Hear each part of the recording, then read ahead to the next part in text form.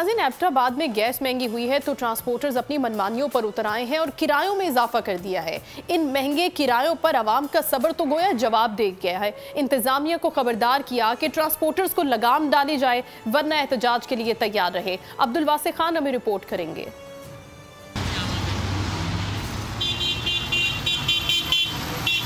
Gas pump की reading, transporters ने किरायों में इजाफे का लाइसेंस बना ली और किराए बढ़ा दिए और आवाम भड़क उठे।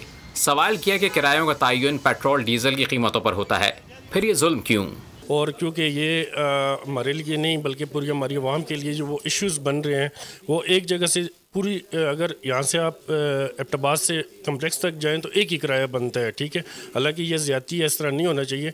मुख्तलिफ स्टॉप बनाए जाएं, 3, 4, 5 स्टॉप होने चाहिए जिससे हर डिफरेंट स्टॉप का डिफरेंट किराया होना चाहिए।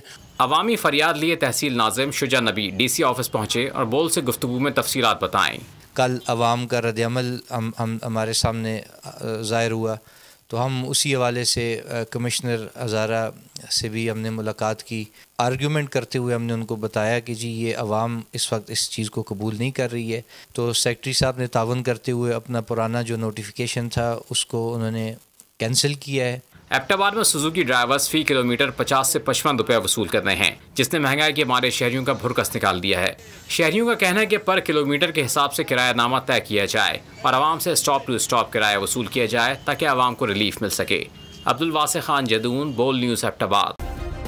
सब्सक्राइब करें और बेल दबाएं ताकि कोई खबर रह न जाए।